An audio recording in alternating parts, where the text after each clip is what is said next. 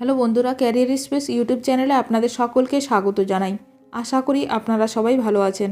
আজকে এই মুহূর্তে শিক্ষক নিয়োগ সংক্রান্ত যে সবচেয়ে গুরুত্বপূর্ণ আপডেট উঠে এসেছে, বিস্তারিত সেই সম্পর্কে আলোচনা করব। তাই ভিডিওটি অবশ্যই শেষ পর্যন্ত দেখবেন নিয়োগ সংক্রান্ত অনেক নতুন নতুন আপডেট পাওয়ার জন্য। বন্ধুরা, শিক্ষা সংক্রান্ত ও চাকরি সংক্রান্ত সমস্ত রকমের লেটেস্ট আপডেট আপনারা এই চ্যানেলে পাবেন। তাই চ্যানেলটি এখনই সাবস্ক্রাইব করে রাখবেন এবং পাশে থাকা বেল আইকনটিকে অবশ্যই প্রেস করে রাখবেন পরবর্তী সমস্ত রকম লেটেস্ট আপডেটগুলো সবার আগে পাওয়ার জন্য। এসএসসি চাকরি প্রার্থীদের হাইকোর্ট চলো, বিকাশ ভট্টাচার্যের অন্যায় মামলায় নিয়োগ আটকে। এবার চাকরির দাবিতে পথে নামলেন তৃণমূল নেতা কুণাল ঘোষ। কুণালের নেতৃত্বে চাকরি প্রার্থীদের হাইকোর্ট চলো অভিযান হলো। মামলার ফাঁসে আটকে চাকরি। দ্রুত নিয়োগের দাবিতে এই বিক্ষোভ মিছিলের ডাক দেওয়া হয়েছিল। 2016 এসএলএসটি শারীর শিক্ষা এবং কর্মশিক্ষায় চাকরি প্রার্থীদের মিছিল হলো এদিন।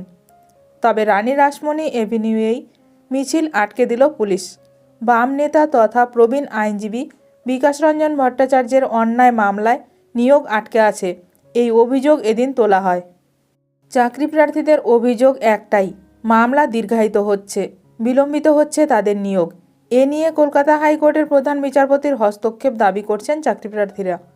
আর তাদের আন্দোলনকে সমর্থন জানিয়ে মিছিলে হেঁটে ধর্নায় বসলেন কুণাল ঘোষ।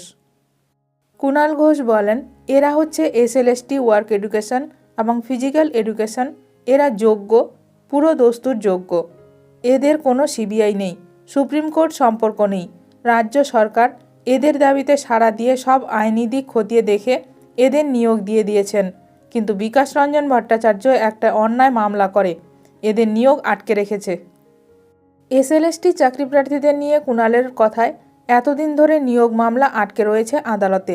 বিকাশ রঞ্জন ভট্টাচার্যের মতো কয়েকজন আইনজীবীর কারণে এত জটিলতা, তারা বারবার মামলা করে নিয়োগ প্রক্রিয়া স্থগিত করে দিচ্ছেন।